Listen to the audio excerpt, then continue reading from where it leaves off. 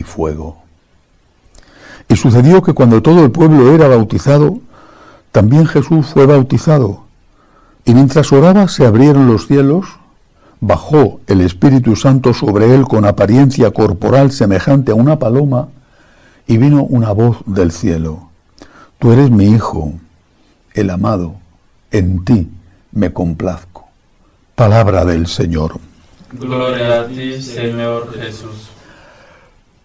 Hoy celebramos la solemnidad del bautismo del Señor y la Iglesia nos propone meditar sobre este fragmento del Evangelio de San Lucas. Primera enseñanza, referida al bautizador, a Juan el Bautista, la humildad. Estaba en la cumbre de su fama, no digo de su poder, nunca tuvo poder, pero sí de su fama.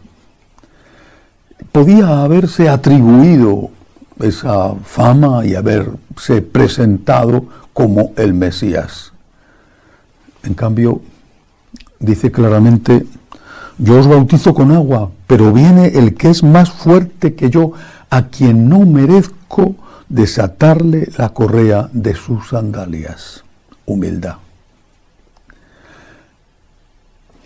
¿Qué significa para nosotros la humildad?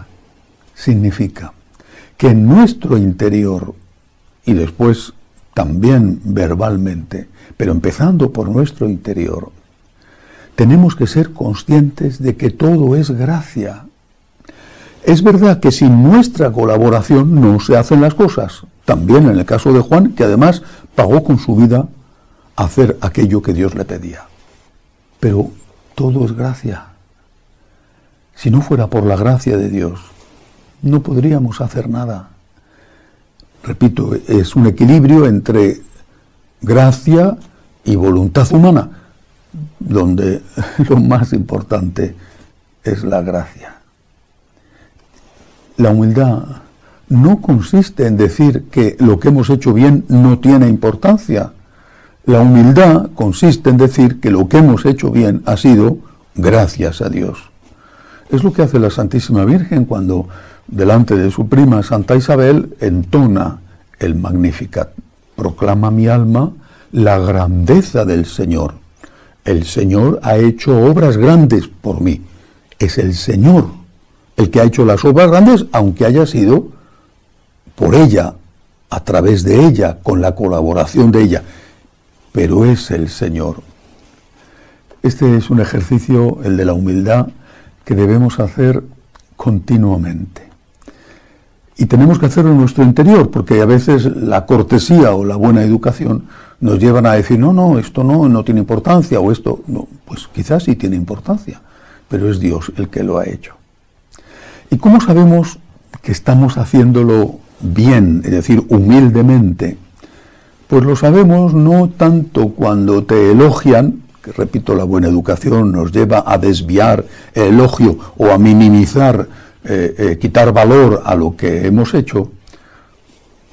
Lo sabemos cuando no te aplauden, cuando no te elogian. Cuando te has pasado quién sabe cuánto tiempo haciendo la comida y ni siquiera te dicen que está buena, aunque esté buena. O cuando has dedicado tu vida a hacer algo por tu familia o por el bien del prójimo y no te vienen los elogios o los agradecimientos que tienes derecho a recibir. Es entonces cuando tienes que decirte a ti mismo: lo he hecho por el Señor y lo ha hecho el Señor en mí y no soy más que un instrumento, un siervo inútil. Es el Señor el que lo ha hecho. Por lo tanto, ni darte importancia cuando te aplauden, ni hundirte cuando no te aplauden. Dar siempre gracias a Dios y hacer las cosas siempre por Dios, sabiendo que si el Señor no construye la casa, en vano se cansan los albañiles. Segunda enseñanza de este fragmento del Evangelio de San Lucas. es la teofanía que tiene lugar. Aparece Jesús para bautizarse en medio de la gente y hay una manifestación explícita de Dios. Eso es una teofanía, una manifestación explícita de Dios, que en este caso consiste en la aparición, y dice el evangelista, con apariencia corporal semejante a una paloma, la aparición del Espíritu Santo. Viene a confirmar que ese que está allí en medio de la multitud no es uno más de los que acudían a Juan con un bautismo de penitencia, sino que ese es el Hijo de Dios. Tú eres mi Hijo, el amado, en ti me complazco. Cristo es Dios. Y ese bautizo suyo va a transformar el bautizo de Juan. Y él lo va a cambiar y lo va a hacer suyo, de tal forma que él, cuando termine su vida pública, va a mandar a sus apóstoles, ya al final, cuando ya se va al cielo, va a mandar que vayan y que bauticen en el nombre del Padre y del Hijo y del Espíritu Santo. Y ese bautismo de Jesús, diferente, bautismo que instituye Jesús, diferente del bautismo que recibe Jesús, ese bautismo tiene 3 grandísimos dones. Y hoy, que es la fiesta del bautismo del Señor, debemos recordarlos. Primer don maravilloso. Nos limpia todos los pecados que tengamos. Si es un bebé, el pecado original. Si es un adulto, todos los pecados de su vida pasada quedan perdonados sin necesidad de la confesión, porque no podrá confesarse, debido a que la confesión es un sacramento que se recibe después del primer sacramento que se recibe, que es el bautismo, perdón de los pecados. Segundo don maravilloso, nos hace hijos de Dios. Es muy frecuente que se diga que todos somos hijos de Dios. Es una expresión popular y que seguramente cuando se dice no se sabe muy bien lo que se quiere decir. La Iglesia enseña, y lo enseña con mucha claridad, que solo hay un Hijo, nuestro Señor Jesucristo, un Hijo. Y que nosotros somos hijos adoptivos, hijos en el Hijo, hijos adoptivos. Cristo nos hace por el bautismo hijos adoptivos de Dios. ¿Y qué son las personas que no se han bautizado? Los que no se han bautizado, me refiero porque no han querido bautizarse, porque no sabían que había que bautizarse, nunca han oído hablar de Cristo. Son criaturas de Dios. Creo que hay que recuperar este hermoso concepto de ser criatura. Criaturas amadas por Dios. Criatura tiene, por lo menos en nuestro idioma, 2 significados. Ser creado por Dios, eres una criatura de Dios, has sido creado por Dios, pero también criatura la empleamos para hablar de un niño pequeño. Eres una criatura, o es una criatura. Es un crío, decimos, es un bebé. Somos criaturas de Dios, hemos sido creados por Dios y amados por Dios. Y somos criaturas porque aunque seamos mayores, ese Dios que nos ha creado nos mantiene su amor, nos creó por amor y nos mantiene el amor. Esto es maravilloso. Y una criatura de Dios es un musulmán. Un ateo es una criatura de Dios. Pero un hijo adoptivo de Dios es un bautizado. Los otros son amados por Dios, pero no son hijos adoptivos de Dios. Y esta es la enseñanza de la Iglesia, no es que yo me lo esté inventando. Después, en el lenguaje popular se puede decir que todos somos hijos de Dios. Bien, en el lenguaje popular, pero en cuanto uno entra con un poquito de profundidad en los conceptos, hay que decir, todos somos criaturas y criaturas, amados por Dios, creados por Dios, todos, pero hijos de Dios, hijos adoptivos de Dios, solo lo somos, sin mérito nuestro, aquellos que hemos recibido esa gracia en el bautismo. Tercer don del bautismo, nos hace miembros de la Iglesia. Algunos hoy considerarán que esto no es un honor. Lo es. Grandísimo honor. Extraordinario honor. ¿Por qué? Porque la Iglesia que tiene una dimensión que ya está en el cielo, otra dimensión que está preparándose para ir al cielo, Iglesia que ya está glorificada en el cielo, Iglesia que está purgando en el purgatorio, y otra dimensión que es la que estamos todavía, la que formamos los que estamos todavía en la tierra. Pues bien, la Iglesia es santa. Es santa. Ahí están los santos. Y sobre todo, Cristo, cabeza de la Iglesia, el santo por excelencia, la Santísima Virgen María, la Inmaculada. La Iglesia es santa. Nosotros somos pecadores, algunos de los cuales luchamos para ser santos con tantos tropiezos, y otros bautizados ni siquiera se lo toman esto en consideración. Son lo que Benedicto XVI llamó los paganos bautizados. Pero también ellos forman parte de la Iglesia, porque aunque no lo sepan y aunque no lo quieran, el bautismo les ha conferido ese don. Hace un tiempo hablaba con un cardenal amigo mío y me decía: antes la Iglesia era santa y nosotros pecadores. Hoy la Iglesia es pecadora y nosotros somos santos porque no tenemos ninguno de nosotros ningún pecado, porque ya nada es pecado. La Iglesia es santa y nosotros somos pecadores. La Iglesia es santa en su cabeza y en tantos de sus miembros que están con Dios en el cielo. Y la Iglesia de aquellos que están todavía preparándose para ir al cielo en el purgatorio está ya en ese camino de unión definitiva con Dios.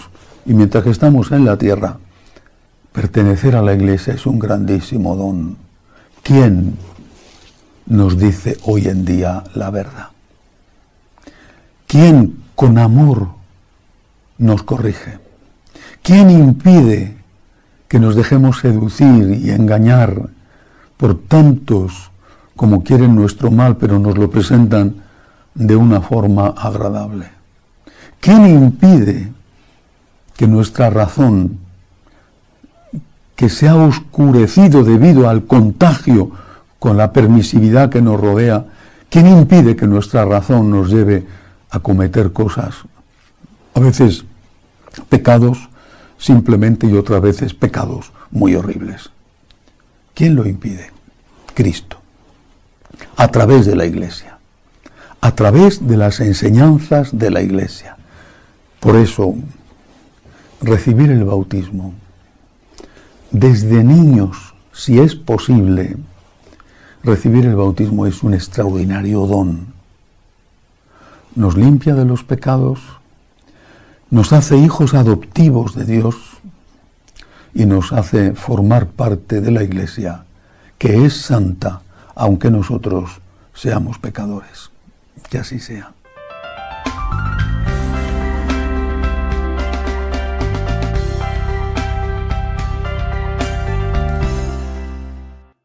Sentado a la mesa en casa de Leví, muchos publicanos y pecadores se sentaban con Jesús y sus discípulos, pues eran ya muchos los que los seguían.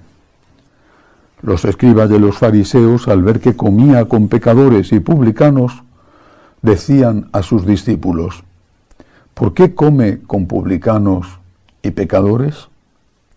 Jesús lo oyó y les dijo: no necesitan médico los sanos, sino los enfermos. No he venido a llamar a justos, sino a pecadores. Palabra del Señor. Gloria a ti, Señor Jesús. En un contexto en el cual muchos, hablo de los católicos bautizados practicantes, no de los paganos bautizados, pero muchos de los católicos practicantes ya no viven sabiendo que hay vida eterna, sino que se han contagiado del ateísmo circundante que considera que la vida termina con la muerte. En este contexto resulta especialmente difícil explicar y entender qué significa la misión de perdonar los pecados. ¿Por qué? Primero porque al perder la fe en la existencia real de Dios y en la existencia de la vida eterna unida al juicio, se ha perdido también la fe en el concepto de pecado, en que hay cosas que están objetivamente mal, según la ley natural para los que no tienen fe, y según la ley revelada que incluye y aumenta, ilumina la ley natural para los que tienen fe. Incluso muchísimos católicos practicantes han perdido esta noción de vida eterna y de pecado. ¿Cuántos van a comulgar con pecados graves y quizá ni siquiera saben ya que lo que han hecho es un pecado grave? ¿Cuántos? ¿Cuántos van a comulgar cada domingo y hace semanas, meses, quizá incluso años que no se confiesan? A perder de vista esto, por supuesto que en primer lugar se ofende a Dios y se ofende al prójimo y se hace daño a uno mismo. Pero también deja de ser importante la labor del sacerdote, porque la labor del sacerdote, como representante de Cristo, está íntimamente unida al sacramento de la penitencia, a la confesión, al perdón de los pecados. Si no tengo nada de qué pedir perdón porque soy estupendo y no cometo pecados nunca, o si puedo comulgar en cualquier circunstancia en que esté mi alma, o si existe el cielo pero todo el mundo se va a salvar, o si es posible que no exista nada, ¿qué sentido tiene el que Jesús perdonara pecados y el que haya dejado a los sacerdotes con esta misión de perdonar pecados? Si hubiera una epidemia horrible, como las epidemias antiguas de la peste, que diezmaban literalmente o más la población, epidemias que son muchísimo mayores que las del virus del COVID. El virus del COVID a su lado ha sido una broma. La peste negra, por ejemplo, que dejó despoblada a buena parte de Europa. Si hubiera una epidemia así espantosa y alguien tuviera la medicina, no se entendería, no se valoraría que esa persona renunciara a determinadas cosas, incluso a su familia, para dedicarse a repartir esa medicina y salvar a millones de personas. Seguro que sí. Y seguro que habría muchos que dirían: yo quiero colaborar con ese que tiene la vacuna o la medicina milagrosa, extraordinaria. No quiero que mueran niños, no quiero que mueran jóvenes, no quiero que mueran ancianos, no quiero que muera la gente en medio de estos dolores horribles que provoca esta enfermedad. Y al final eso sería una cosa pasajera, importante, pero pasajera, porque no morirías por esa enfermedad, pero morirías unos meses o unos años más tarde por otra causa. Pero estamos hablando del perdón de los pecados, estamos hablando de la vida eterna.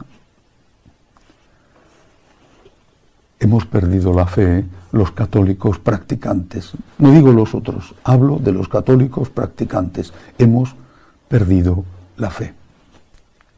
Vivimos como si Dios no existiera. Y repito, eso tiene consecuencias de ofensa a Dios de ofensa y de daño al prójimo, porque hacemos el mal, aunque no seamos conscientes del mal que hacemos, y de daño a uno mismo, pero tiene también como una consecuencia añadida la pérdida del sentido de la vocación consagrada, de la vocación sacerdotal. Es algo que ya no se plantea, es que ya no merece la pena, y sin embargo es extraordinario. Yo estoy convencido de que todavía muchos católicos bautizados se confiesan. Repito, insisto, por desgracia, muchísimos comulgan sin confesarse desde hace quién sabe cuánto tiempo. Pero aún hay católicos que se confiesan. Al menos en nuestras parroquias de franciscanos de María damos una gran importancia a la confesión. Y los sacerdotes están disponibles todos los días antes de la misa para confesar. Cuando hemos hecho una buena confesión, estoy seguro de que todos nosotros los que nos confesamos hemos experimentado la grandeza de este sacramento, el regalo inmenso que representa, la paz que recibimos, la fuerza de la gracia para volver a empezar, el abrazo misericordioso de Dios a nosotros, pecadores. Lo hemos experimentado, no solamente lo hemos creído, sino que además lo hemos experimentado y en muchas ocasiones. Por eso, en esta semana que le he dedicado en algunas de las homilías a hablar de la vocación, quisiera que los jóvenes se plantearan esto. El bien que puede hacer un sacerdote es solo comparable con el bien que hace el propio Jesucristo, que es el sumo y eterno sacerdote. El bien que puede hacer un sacerdote, que hace un sacerdote, es infinito. Más que encontrar la medicina extraordinaria que cura esa peste terrible que está asolando la población. Más que encontrar un alimento prodigioso que pueda comer todo el mundo, que no esté a merced del costo elevado que pueda tener. La Eucaristía, la confesión. Y hay muchas cosas más, por ejemplo, la enseñanza. Y hay más cosas, por ejemplo, la caridad que se lleva a cabo a través de las parroquias, pero especialmente la Eucaristía, la confesión, la enseñanza. No tienen precio.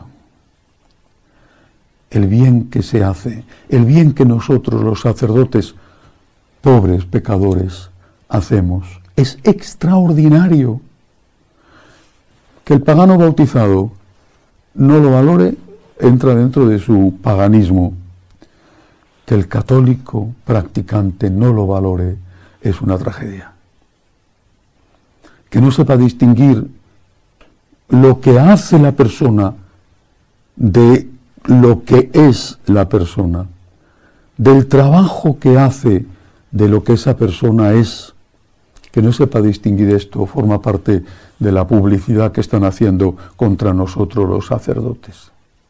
Animo a los jóvenes a que se planteen el sentido de su vida, que es lo más grande, que es lo más importante que pueden hacer con su vida. Por supuesto que el que no tiene fe será otra cuestión, pues será ganar dinero, gastar dinero, quién sabe qué, emborracharse, sexo, droga, lo que ellos quieran, bueno, o quizá muchos tener una buena y honrada familia, pero los jóvenes que tienen fe, y existen los jóvenes que tienen fe, deberían de plantearse, ¿qué voy a hacer yo con mi vida? ¿Qué es lo más grande que puedo hacer con mi vida? Vuelvo a reiterar la oferta de ayudar a estos jóvenes en el discernimiento. Basta con que escriban a este correo que ponemos siempre aquí, consultas@frmaria.org. Basta con que escriban para ayudarles en este discernimiento.